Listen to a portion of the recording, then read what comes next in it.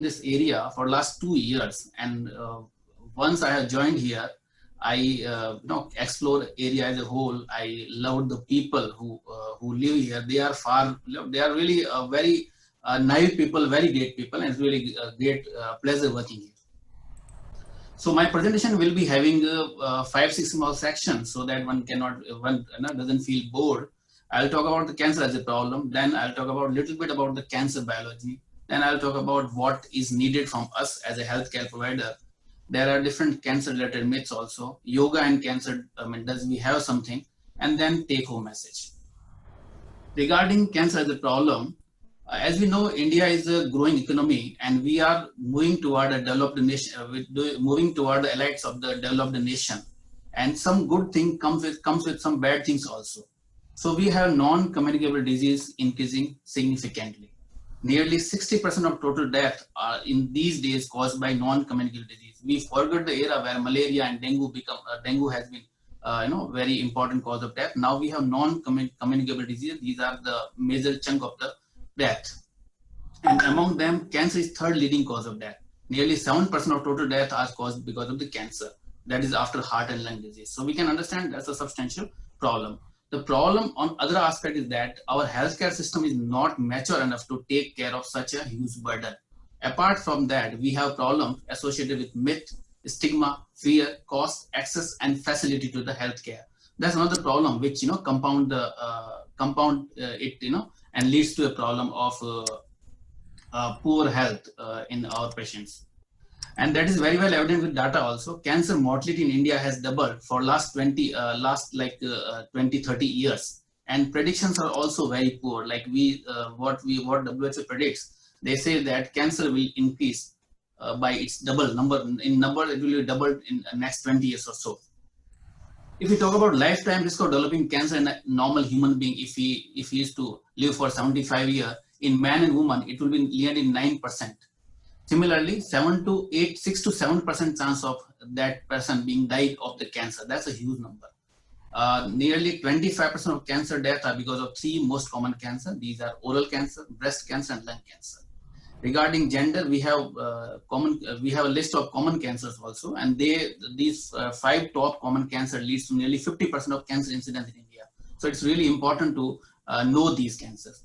Lip and oral cavity cancer, followed by lung cancer, followed by stomach, colorectal, and esophageal cancer. As we can see, number 3, 4, and 5, these are related. These are intestinal cancer, largely linked with our diet. In women, we have breast cancer, most common cancer. Earlier, it was cervical cancer, so we have taken care of that very well. So breast cancer is the most common cancer, followed by lip and oral cavity. Cervical cancer is now third most common cancer, followed by lung cancer, and then we have the gastric cancer. So these are the common cancers in India.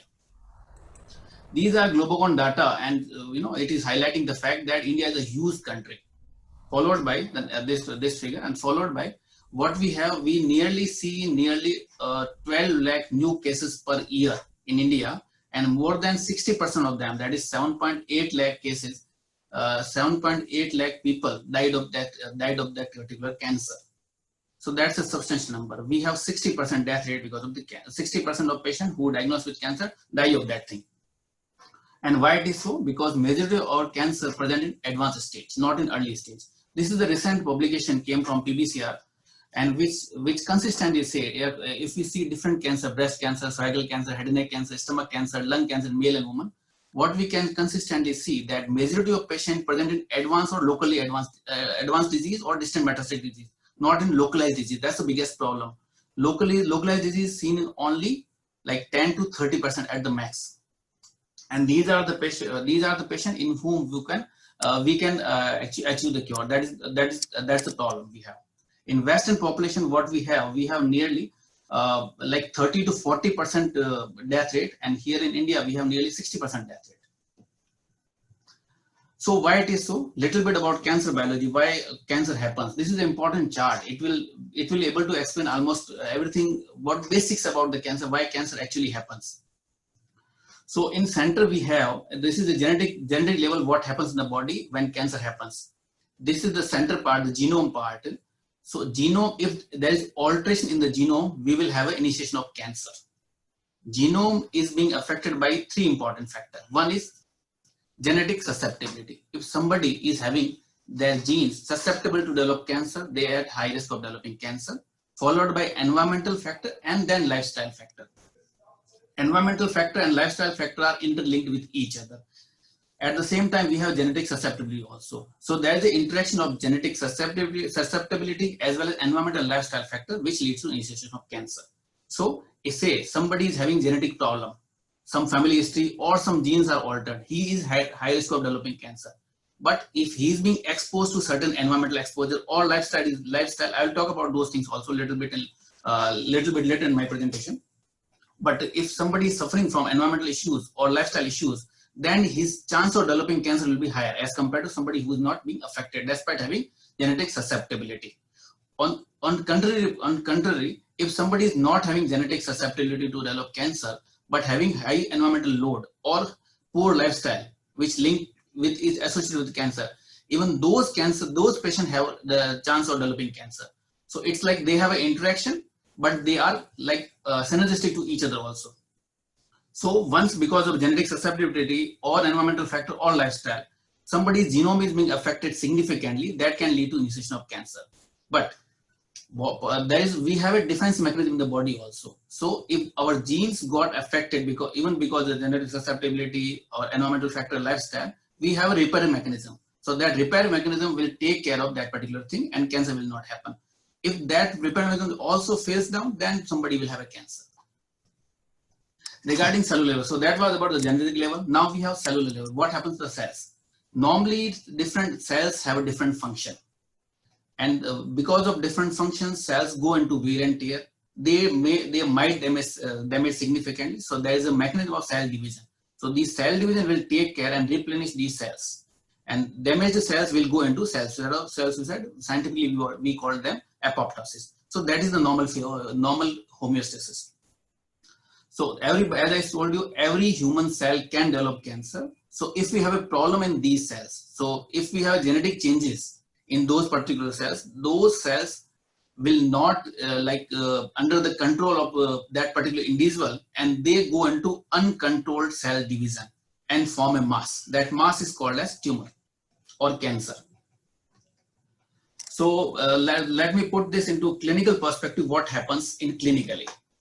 So initially these are genetic changes there. Then these genetic changes lead to cellular changes. These cellular changes initially would be called as hyperplasia, where number of cells increase. Then we have dysplasia also. Then we have in situ cancer, and then we have invasive cancer. So invasive cancer is the term what we use for cancer.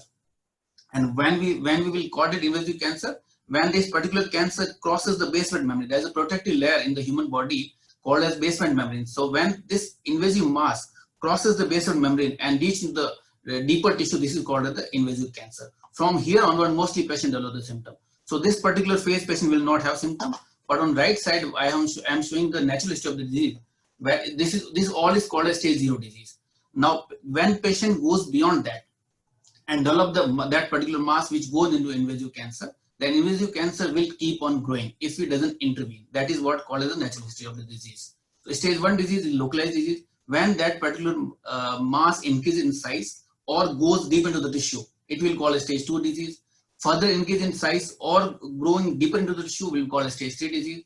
And ultimately, when this mass gains access to the blood vessels, and from here it goes into different organs, that is called a stage 4 disease or metastatic disease. Right? So I told you about nearly genetic susceptibility as well as environmental lifestyle factors. So genetic causes lead to cancer in nearly 5 to 10% of cases. Remaining 90% of cases, cancer is caused by environmental factor. That's important. And what environmental factor that we should know. So largely we have diet-related factors, tobacco-related factors, infections, obesity, alcohol, and certain other factors which we don't know. So these are different factors lead to cancer. And nearly 5 to 10% of the cases, cancer is because of only genetic causes. So regarding alcohol leads to a variety of cancer. Liver cancer is one of the commonest cancer caused by alcohol. Then we have breast cancer. Woman breast cancer is largely because of the alcohol. That is because of alcohol. We have some GI cancer, esophageal cancer, laryngeal cancer, and oropharyngeal cancer. These are because of the alcoholic. Cancer in smoke also causes a lot of cancer. Nearly 14 types of cancer are caused by smoking. So I don't want to go deep into exact details of these cancer, but there's a long list, caused by smoking. And smoking also affect one more. It does do one more thing to the body.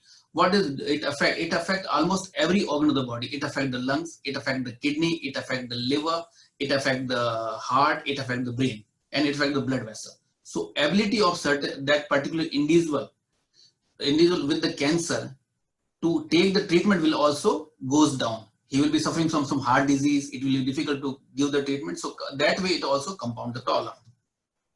Regarding diet, we have certain diet-related cancer also. We have some head and neck cancer related to diet. We have lung cancer, colorectal cancer. There is a long battery of list, and lot of cancer caused by diet. Lot of cancer are diet related with obesity also. One of the commonest is ovarian cancer, kidney cancer, endometrial cancer. These are common cancer associated with obesity. Then we have infection associated. This is also important thing because infection can be prevented. Hepatitis B associated infections can lead to hepatocellular carcinoma. Once patient develops hepatitis B, nearly after 20 to 30 years, he has chance of developing hepatocellular carcinoma. And we have some other infection, hepatitis, human papillomavirus infection that can lead to anogenital infection. Cervical cancer is one of the common example with HPV vaccine, HPV infection, and we have certain vaccine for that also. Some herpes infection can lead to some lymphomas and sarcomas, that is there. And certain environmental factors like, somebody is working in different industries which produce some chemicals, they can lead to bladder cancer. Radioactive nuclei can lead to gastric cancer, bladder cancer because of nitrate consumptions. So such things also there. So there's a long battery of list. One should really be aware that environment has a huge implication in cancer genesis. So now we know the problem, what is expected from us, that is also very important. So this slide we have already seen. I'll try to put different perspective on this slide this time. So I already told you this particular phase on the left side, patient doesn't have any symptom. So when we try to find out the individual in this particular phase, that is called as screening. So if we able to find out somebody is having these changes, it will be good. We will prevent that particular thing, and that should be the ultimate aim. That should be the ultimate aim. But the problem is we really don't know who will gonna develop these changes. That is the problem. So how to go about it? So we cannot really intervene whole population to advise certain tests and ask them to come. What we can do, if somebody is practicing high risk behavior, or somebody is having genetic susceptibility, or somebody is having certain environmental exposure, such individual can be subjected to screening test so that we can prevent cancer formation. Then we have when disease goes beyond this preclinical phase and become an invasive infection, invasive disease, now patient starts to develop the symptom. Here every attempt should be made to make the society aware that what are different symptoms of cancer so that one can diagnose the cancer early. That is called as early diagnosis. Later on, when we have advanced disease, we normally talk only about the treatment and cure. So up to stage 3, we normally talk about the cure. We tend to think about the cure. Stage 1 disease, more chance of cure. Stage 2 and 3 disease, definitely lesser chance of cure. Stage 4 disease, very less chance of cure. Where we talk, stage 4 disease, normally we talk about palliative care or quality of life things. So the environmental causes I already enumerated. So these causes should be reduced. This is American Cancer Society data. They say that nearly 40% of cancer in America can be prevented with small things. If you can quit smoke, that can lead to the reduction number of cancer. Obesity, important thing that can reduce with dietary modification, daily physical activity, alcohol, UV radiation, physical inactivity, and poor diet. These are important aspects that has to be there in the lifestyle, so that somebody follow a healthy lifestyle away from the cancer. So that is one thing. So then so if we do these things, we will be taking care of this particular area, the screening phase and preclinical disease. Next thing is early diagnosis. Why it is important to have early diagnosis? So we have data for that. If somebody is diagnosed in early age, like stage 1 or stage 2 disease, then their chance of getting cured would be nearly 81%. If somebody is diagnosed late stage disease, stage 3 or stage 4 disease, the chance of cure would only be 26%. And that is across different diseases also, like breast cancer, ovarian cancer, and certain other cancers. That is same. Nearly 80 to 90% chance of cure is there with early stage disease. Advanced disease, we have 5 to 10% chance of cure. That is very important. Now talking about a symptom. So how you reach to early diagnosis, we need to find out the symptoms. As you know, every human cell can develop cancer. It's really difficult to understand what are different symptoms. We cannot really remember all those things and telling everybody whoever comes to you. It's not that possible. So the basic principle why symptoms happen, that is very important. Basically, if disease is on the surface, mostly it will produce swelling or ulcer, which will not gonna heal with routine treatment. If there is mass inside, that will be febrile mass, which will bleed. Somebody might cough. If that is affecting gut, it will lead to constipation. He will not able to eat well. He will not able to fresh well. He will develop anorexia, weight loss. Anorexia, weight loss, another important symptom. So if it is there, that one should always think of cancer. Then somebody complain of unwellness or something is not right with him for short duration, for like 2 to 3 weeks, 3 to 4 weeks, that is also a significant symptom. An important thing that which is a misnomer, which is actually a problem with society, that they wait for the symptom to come, a symptom of pain to come. That's the biggest problem. Pain is the symptom of advanced disease. That should be very much clear. It's a swelling and ulcer are the early symptoms, and pain is the late symptom. So probably this is the bottom line one should remember. I don't think so anybody need to remember those much information. The ultimate bottom line is that any unexplained problem persisting more than 2 to 3 weeks with appropriate treatment, somebody have taken the necessary treatment and that is not getting resolved in 2 to 3 weeks, definitely they should consult an oncologist, considering the high prevalence of this thing. And if somebody is having high risk behavior, definitely he should go and visit the oncologist. That should be the basic, I think, the bottom line. Regarding the next thing is, it's a continuum of care. We cannot really leave behind the patient who diagnosed with the disease. So that way, there are 3 basic principles of cancer care. One is awareness and access, accessing the care. We should provide the access to the care and awareness. We should have a clinical evaluation, diagnosing and staging facility, and we should provide them the access to the treatment. These are 3 basic pillars of cancer care according to WHO. The problem in our society that we have certain barriers. So as a healthcare provider, we should be taking care to address these healthcare barriers also. We have poor health literacy. Somebody is suffering from some problem. He will be having swelling for a long time. Say breast cancer patient. They have a swelling for years together, months together, and they will be coming with the complaint that I developed the pain for the last 2 months. So that's really sad, because the message should be very clear in the society that swelling is a more important symptom as compared to pain. We have cancer stigma. People don't want to reveal that they are suffering from cancer. Again, primary care area, we have limited access. We don't have adequate health power to taken care of those people at that particular level only. Then we have somebody somehow reach there to the facility. Then we have diagnostic delay also. Healthcare facility in the tertiary area also overburdened. Then we have diagnostic testing not available at each center. We have to send some tests to different centers, and that takes time. Then we have poor coordination. Patient comes here, get the treatment also, but incomplete treatment because of the care coordination. Patient comes in and visit a local physician or local doctor or local nurse, and they suggest, nah, cancer is done, surgery is done, then everything is done. So that kind of message there in society, that also affect the outlook of the cancer outcome. Financial problem, geographical problem, logistic problem, socio-cultural barrier, these all are there. So probably the holistic approach will gonna take care of that thing. So this way, so as a cancer person or an oncologist, actually these are the main domain where we really work: screening, prevention, survivorship, palliative care, treatment, and early diagnosis. These are the main domains. But if we want to improve the society, we have to go beyond. We have to take care of the healthcare system and then go down to the society. That is the basic way really to reach it.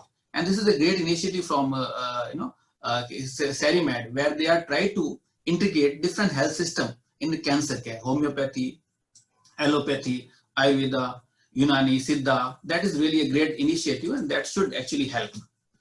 The next thing is that every lock has a different key, and if you put a proper key, lock will gonna open.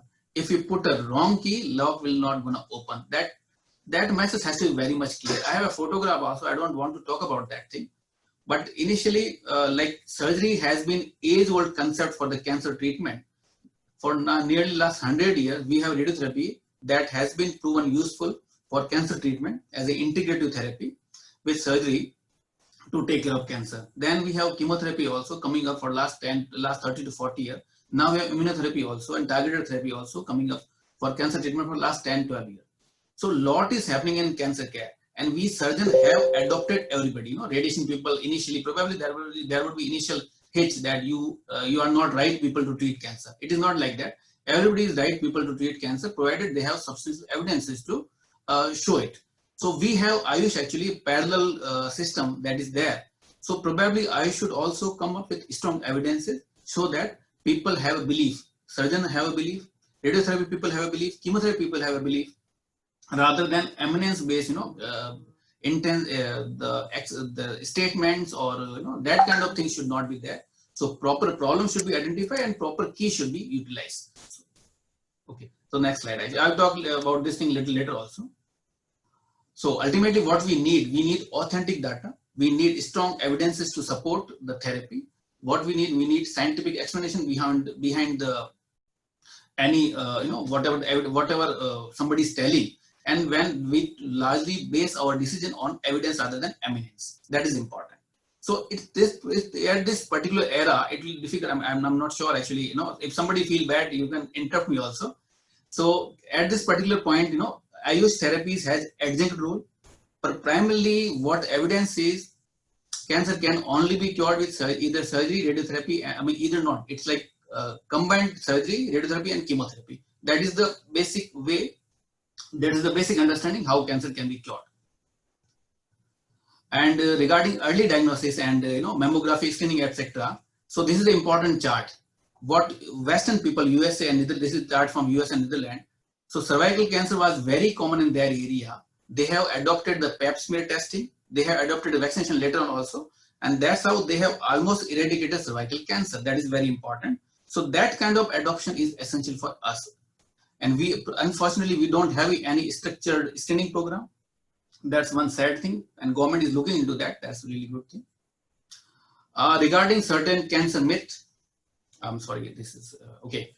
So the one thing which is always there, every clinician must have faced, even everybody must have faced, that cancer is a death sentence. Is it so? The answer is no, it is not so. We have a problem of cure. We don't achieve cure in diabetes, hypertension, heart disease, liver disease, chronic kidney disease. But we have a chance to get cure in cancer, provided patient present on early time and receive a complete treatment. So stage 1 and 2, I already show you nearly 80 to 90% chance of cure. Somebody present stage 4 disease, we hardly achieve the cure. So that is there. So cancer is curable provided it comes in an early stage. Will eating sugar make me cancer worse? That's another problem people ask. So, it is the society have a thing that the cancer cell do eat, and if we can reduce our sugar intake, cancer cell will probably die. It is not right, because if your body become weaker, you will not able to take the treatment. So it's a myth. Then is cancer contagious? Another important aspect. Cancer is not contagious. You can meet them, you can hug them, you can eat food with them, no problem with that. It is not contagious for sure. Does my attitude, positive or negative, determine my risk of recovery from cancer? That's another important thing. A lot of oncologists are also saying that positive attitude does help. Evidence doesn't really support, but yes, patient will be able to complete his treatment well if he is in positive state of mind. That is important. So evidence doesn't really support that it actually helps to cure the disease, but yes, it will give him the ability to withhold the treatment. That is important. Can surgery or tumor biopsy cause cancer to spread? That's the biggest misnomer. Patient comes to us and say that, doctor, please don't take biopsy and start the treatment. That is not at all possible. Without biopsy, one cannot know what kind of tumor you are dealing with. And cancer tumor biopsy doesn't spread tumor for sure. It's incomplete removal that can lead to sudden spread or rapid spread of the tumor. So that is not being practiced. The tumor biopsy is a procedure in which a small piece of the tumor will be taken and examined. Do my mobile phone can cause cancer? The answer is no. We don't have data at this particular point that mobile phone can cause cancer. Does we have single test to detect the cancer? The answer is no. We don't have any tumor marker or PET-CT. People come that get a PET-CT done so that we can find out whether I'm suffering from cancer or not. That this is actually a wrong thing, and this is not the right thing. PET-CT will not going to help that way. And tumor markers are specific to particular disease, so they are not a generalized tumor markers. they are related to particular disease itself. So yes, we don't have any single test to diagnose cancer. Are there herbal products that can cure cancer? Unfortunately, no. We don't have proven role of herbal product to cure the cancer. If someone in family has cancer, am I likely to get cancer too? There is high chance of developing cancer, but again, we don't have it's not clear, it's not absolute. Somebody in family having cancer and you'll get the cancer, it is not absolute sentence.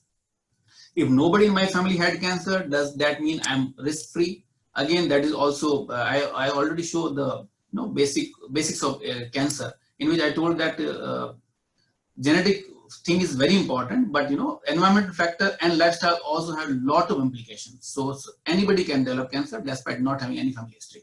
Do antidepressant deodorant cause cancer? The answer is no. It doesn't lead to cancer. Does hair dye increase the risk of cancer? Again, it is not proven fact, but I personally believe hair dye should be avoided because dye-related product can lead to bladder cancer. That is like well-proven cancer point. So yes, we don't have strong evidences, but dye should be avoided. You don't need to get the surgery if tumor is solid. So surgery is cornerstone of the treatment. If tumor is not being removed, actually, chance of getting cured is significantly dropping down. So surgery is the main treatment for the cancer. So that should not be ruled out whenever feasible. A lump in your breast is always breast cancer. It is also not a truth. Lump or swelling is important symptom, but all lump are not cancer. That should be very much clear. Pregnant woman can't get cancer. It is absolutely false. Pregnant woman can also get cancer. Pain is an important symptom. Pain is very important symptom, but it is a symptom of advanced disease, not a symptom of early disease. That is important. Next thing, hair will never grow back after chemotherapy. 99% of the cases, hair will grow back. So during the chemotherapy or next 3 to 4 months, it will take to hair to grow back. But it is not like patient will have a permanent alopecia. It is not true. Cancer will always come back. It depends upon stage of the disease. Nobody can predict who will be cured, who will not be cured. Early disease also, we have a chance of getting cured nearly 80 to 90%. So rest 10 to 20% of people have a chance of getting the disease back. So we cannot really say that, but it is not absolute that always disease will gonna come back. Your attitude determine the outcome of the cancer treatment. Outcome, it will not gonna affect. It will not gonna affect, but it will increase one's ability to withhold the cancer treatment. Cancer is always very painful. This I have already answered. Old people are not fit to take the cancer treatment. No, this is also incorrect. Somebody who is older but fit enough to take treatment of surgery, radiotherapy or chemotherapy should be treated, and they can be cured also. It's not like that. Cancer treatment is usually more worse than disease itself. It's partially correct sometimes. Surgery is usually comparatively easy to tolerate. Radiation and chemotherapy little difficult to tolerate, but these all are temporary things. Everything will vanish off once the treatment is over. So it's difficult to take the treatment, but it's not like that it is poor than that. To achieve something, you have to go through something which might affect. People being treated for cancer can't participate in the usual activity. It's absolutely wrong. They can participate during treatment. Yes, there will be certain restriction, but once the treatment is over, actually, we encourage everybody to take part in different activities, and we advise everybody to go back to their work area and contribute positively to the society. That is important. Artificial sweetener, flavor, colors, food additive can leads to cancer. It is again not a well-proven fact. It should be avoided because indirectly they leads to obesity and such things. So they should be avoided, but we don't have evidence at this particular point to say they cause cancer. Now regarding yoga and cancer. So I'm last 5 minutes. Okay, yoga and cancer. So this is an important chart. Yoga is affecting the human body at 3 areas. It affects the nervous system. It affects the hypothalamo-pituitary axis, and it affects the circulatory and lymphatic system, and thereby various inflammatory markers reduce, and thereby certain symptoms of cancer itself, certain symptoms of cancer-related treatment will be helped. Sleep disturbances will be taken care. Cancer-related fatigue, another important big problem, that will be taken care. Cognitive impairment, psychological distress, and musculoskeletal symptoms. Those all are very well taken by yoga. That's why we actually promote our patient to involve into yoga sessions. And we do have evidences also, strong evidence. Cochrane Library is the strongest strong is the source of systematic review and meta-analysis, which itself are the strongest evidences. And there are data which say that yoga has the ability to improve the health-related quality of life, mental health, and cancer-related symptoms in different cancers. Yoga have found very useful in different cardiovascular disease also. So we hope it will be helping us to improve patients' ability to take the treatment, improve their quality in cancer also. That's what we are hoping for. We don't have much data for other specialty, other Unanis and other therapies. So in summary, what I say, cancer is a growing health concern. Medical science is far from perfect. A little is known actually, and we don't know multiple things. Alternative care and Ayush therapies definitely have a role. At this particular point, what evidence say that they have a role to reduce the suffering of the cancer-related treatment and cancer suffering. Yoga is one of the most. Yoga is is foreigner in them. Need of our to have an integrated approach where complementary therapies as well as the allopathic care come together and think about holistic care to the people and society. Prevention, early diagnosis, healthy lifestyle, and early diagnosis. These are the key to the success. Thank you so much. Thank you. I'm sorry if I